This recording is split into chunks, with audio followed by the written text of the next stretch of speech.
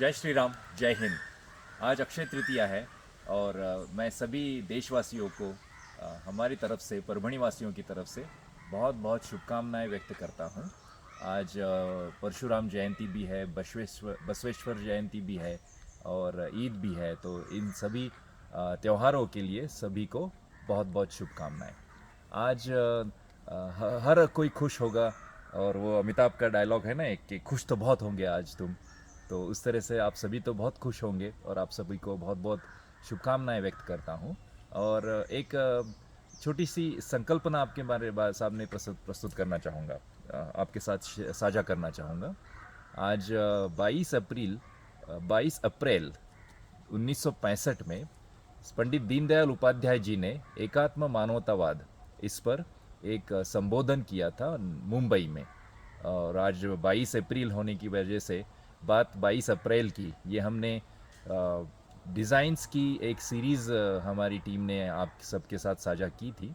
और आज सोच रहा हूँ कि उनमें से जो भी कुछ अच्छे अच्छे, उस संबोधन के जो अच्छे अच्छे वाक्य है, वो मैं सिर्फ पढ़ के सुनाऊंगा, ताकि वो एक महान विचारधारा जो उन्होंने उस वक्त 1965 में सिखाई थी, वो हम सब समझ सकें। और भारतीय जनता पार्टी के घटना में लिखा हुआ है कि एकात्म मानवतावाद, इस विचार पर यह पार्टी चलेगी।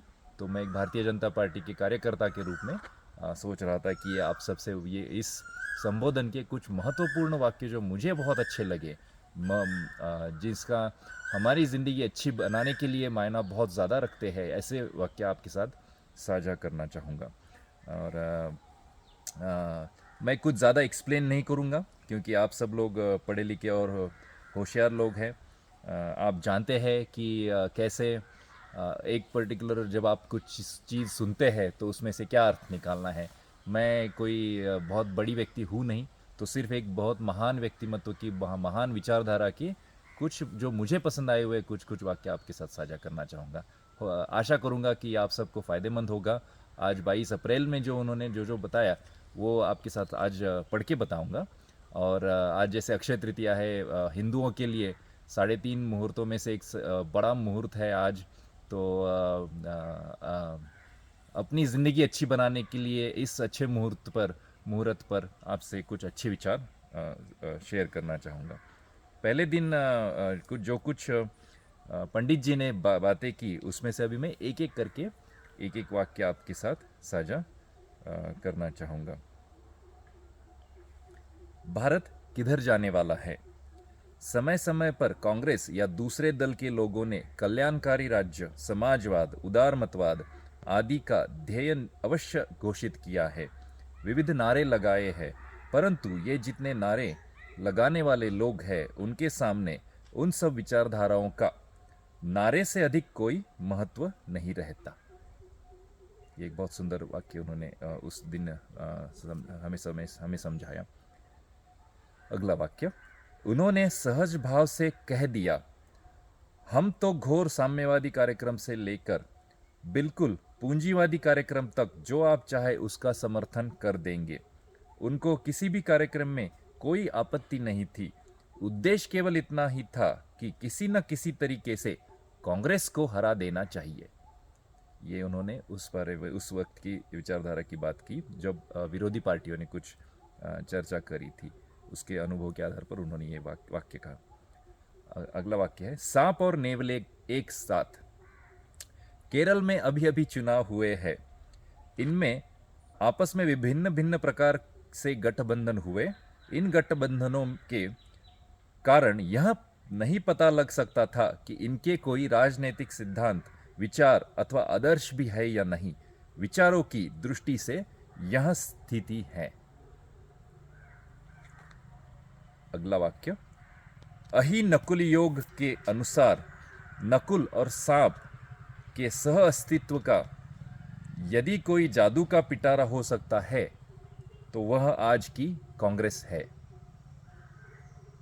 अगला वाक्य, याद रखिए ये 1965 का उनका ये लेक्चर मुंबई में दिया हुआ संबोधन है। हमें आत्माभिमुख होना होगा। पूर्णता एक विचार और एक मत नहीं हो सकते। किसी भी देश में यह संभव नहीं है। फिर भी राष्ट्र की एक सामान्य इच्छा नाम की कोई चीज होती है। उसको आधार बनाकर काम किया जाए तो सर्वसामान्य व्यक्ति को लगता है कि मेरे मन के मुताबिक काम हो रहा है। उसमें से विचारों की अधिकतम एकता भी पैदा होती है। अगले वाक्य। समस्याओं का कारण स्व के प्रति दुर्लक्ष्य। आवश्यकता है कि स्व का विचार किया जाए, बिना उसके स्वराज्य का कोई अर्थ नहीं। स्वतंत्रता हमारे विकास और सुख का साधन नहीं बन सकती। जब तक हमें अपनी असलियत का पता नहीं, तब तक हमें अपनी शक्तियों का ज्ञान नहीं हो सकता और न उसका विकास ही संभव है। परतंत्रता में समाज का स्व दब जाता है। ये एक बहुत सुंदर वाक्य था उसमें। अगला ही इसकी आगे उन्होंने सिखाया, इसीलिए राष्ट्र स्वराज्य की कामना करते हैं, जिसके, माफ़ कीजिए कुछ शब्द पढ़ते हुए भी गलत कह रहा हूँ, आप आशा है कि आप मुझे माफ़ करेंगे बीच बीच की गलतियों के लिए। वापस पढ़ता हूँ। इसीलिए राष्ट्र स्वराज्य की कामना करते हैं, जिससे वे अपनी प्रकृति और गुणधर्म के अनुसार प्रयत्न करते हुए सुख की अनुभूति कर सके। प्रकृति बलवती होती है, उसके प्रतिकूल काम करने से अथवा उसकी ओर दुर्लक्ष्य करने से कष्ट होते हैं। प्रकृति का उन्नयन कर उसे संस्कृति बनाया जा सकता है, पर उसकी अवहेलना नहीं की जा सकती। अगला वाक्य।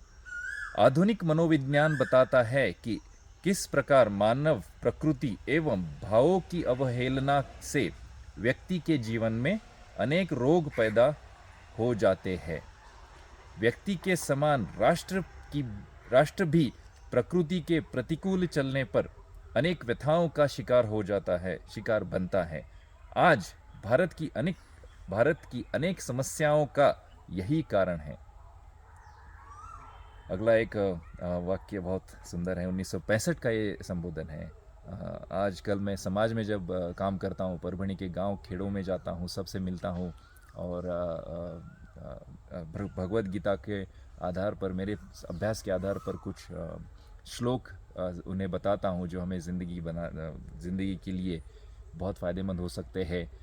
ग्राम सक्षमीकरण अभियान से सारे परभणी ज़िले के 4 निर्वाचन क्षेत्रों की अड़चने इकट्ठा करके वो हम सरकार के स्तर पर देकर सामान्य लोगों की मदद भी कर रहे हैं। तो हर जगह से बातें होती है, हर जगह से प्रतिक्रियाएं मुझ तक आती है, और एक प्रतिक्रिया हमेशा हमें सुनने को मिलती है आज समाज में, जिसका अगर टाइटल दिया जाए तो वो होता है राजनीति में अवसरवादिता। उसी के बारे में अगला सेंटेंस है इनका। राष्ट्र का मार्गदर्शन करने वाले तथा राजनीति के क्षेत्र में काम करने वाले अधिकांश व्यक्ति इस प्रश्न की ओर उदासीन है। कौन सा प्रश्न? तो समस्याओं का मूल क्या है, इस प्रश्न की ओर उदासीन है। फलतः भारत की राजनीति अवसरवादी एवं सिद्धांतहीन व्यक्तियों का अखाड़ा बन गई है। अगला वाक्य। राजनीतिज्ञों तथा राजनीतिक दलों के न कोई सिद्धांत एवं आदर्श है और न कोई आचार संहिता। एक दल छोड़कर दूसरे दल में जाने में व्यक्ति को कोई संकोच नहीं होता। दलों के विघटन अथवा विभिन्न दलों की युक्ति भी होती है तो वह किसी तात्विक मतभेद अथवा समानता के आधार पर नहीं, अपितु उसके मूल में चुनाव और पद ही प्रमुख रूप से रहते हैं। अगला एक वाक्य। 1937 में जब हाफिज मोहम्मद इब्राहिम मुस्लिम लीग के टिकट पर चुने जाने के बाद कांग्रेस में सम्मिलित हुए तो उन्होंने स्वस्थ राजनीतिक परंपरा के अनुसार विधानसभा से त्यागपत्र देकर पुनः कांग्रेस के टिकट पर चुनाव लड़ा और जीत कर आए। 1948 में जब कांग्रेस से अलग हटकर सोशलिस्ट पार्टी का निर्माण हुआ, तब सभी सोशलिस्टों ने जो विधानमंडलों के सदस्य थे त्यागपत्र देकर अपने अपने क्षेत्र से पुनः चुनाव लड़े, किंतु उसके बाद किसी ने इस परंपरा का निर्वाह नहीं किया। अब राजनीतिक क्षेत्र में पूर्ण स्वैराचार है। इसी का परिणाम है कि आज भी सभी के विषय में जनता के मन में समान रूप से अनास्था है। अगला वाक्य, ऐसा एक भी व्यक्ति नहीं कि जिसकी आचारहीनता के विषय में कुछ कहा जाए तो जनता विश्वास न करे। इस स्थिति को बदलना होगा, बिना उसके समाज में व्यवस्था और एकता स्थापित नहीं की जा सकती। मैं ये विचारधारा बहुत सालों से बार बार पढ़ के उसको आचरण में लाने की प्रयत्न करता हूँ। और ये संबोधन हो या इसके जैसा ही एक बहुत बड़ा विचार 1910 में एक लेखक ने व्यक्त किया था, उसको मैं फरवरी 2008 से पढ़ता हूँ। तो तब से सोचता हूँ कि ऐसा कोई भी व्यक्ति नहीं है, लेकिन मुझे आज गर्व महसूस होता है कि माफ़ कीजिए, मैंने कहा जिसकी आचरणहीनता के विषय में कुछ कहा जाए तो जनता विश्वास ना करे, इस स्थिति को बदलना होगा। और मुझे बहुत हद तक ऐसा दिखता है कि नरेंद्र मोदी साहब के बारे में कोई कन्फ्यूजन नहीं है। राष्ट्र के प्रति उनका समर्पण ये बहुत सर्वमान्य विषय है कि उनका राष्ट्र के प्रति बहुत बड़ा समर्पण है। तो वो एक 1965 के बाद जब पंडित जी ने ये विचार व्यक्त किया, तब से लेके आज तक एक मुझे जो समझ में आ रहा है कि नरेंद्र मोदी साहब हमारे प्रधानमंत्री जी, इन पर बहुत लोगों का बहुत ज़्यादा विश्वास है। तो ये था एक भाग एकात्म मानवतावाद का। तो एक छोटे से गैप के बाद अगले कुछ दिनों में मैं ऐसे पढ़ के आपके साथ ये चीज़ें साझा करने की सोच रहा हूँ। आशा है आप सभी ये चीज़ें समझेंगे और इनमें से बोध लेकर जो भी समाज में काम कर रहे हैं, हर जगह आप जब काम कर रहे हैं तो पंडित दीनदयाल जी के इन महान विचारों पे आचरण करके अपनी अपनी जगहों पर राष्ट्र अच्छा कैसे हो पाए, इसके लिए आप सभी प्रयत्न करेंगे, ऐसा विश्वास व्यक्त करता हूँ। और मिलते रहेंगे। फिर एक बार आप सभी को अक्षय तृतीया की बहुत बहुत शुभकामनाएं। जय हिंद,